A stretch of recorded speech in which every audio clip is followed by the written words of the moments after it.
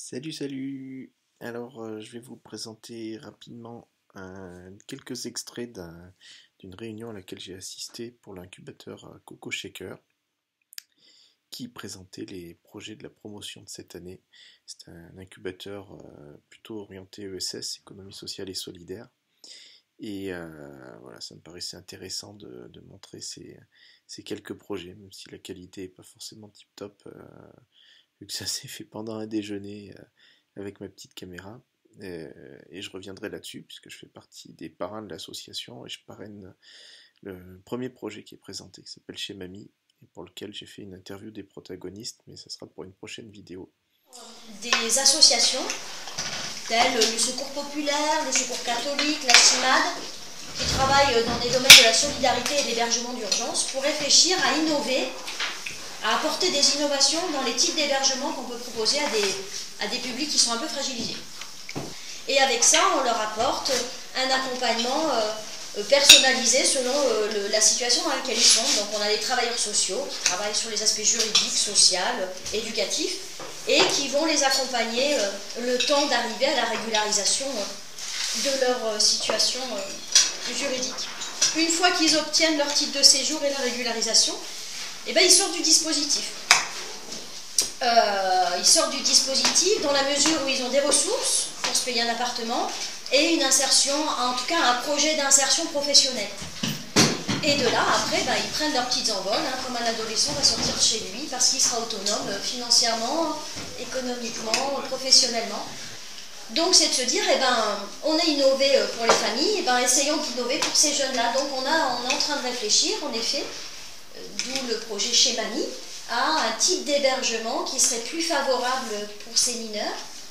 Et la plus-value, on va dire, de ce projet-là, c'est pas réfléchir uniquement, évidemment, à l'hébergement, au même titre que nos familles, mais c'est aussi de réfléchir à leur parcours dans cet hébergement, qui durera peut-être 2 ans, de 16 à 18 ans, puisqu'après à 18 ans, ils ne pourront plus bénéficier du dispositif. Et de se dire, certes, on va les héberger, on va les accompagner juridiquement, au niveau de la santé, enfin, tout comme il faut, quoi. Mais aussi de se dire, bah, profitons qu'ils sont avec nous, peut-être pour innover aussi dans le parcours qu'on peut leur proposer. Donc c'est de créer une entreprise qui propose des jeux pédagogiques pour apprendre la musique aux enfants et sous forme de jeux de société. C'est vraiment pour pouvoir rendre la musique accessible à tous, parce qu'il y a... Enfin, je me suis rendu compte dans mon parcours d'enseignant, d'intervenante musique, que la qualité des prestations qu'on propose aux enfants qui n'ont pas accès à la musique, elle est en général assez basique, parfois médiocre. Et je crois que c'est... on a quelque chose à faire dans ce qu'on a proposé au niveau de qualité, au niveau de développement cognitif, aussi des activités qui peuvent être attachées aux jeux proposés. Et également, comme j'ai dit, à l'accès, parce qu'il y a plein de familles ou des enfants ou adolescents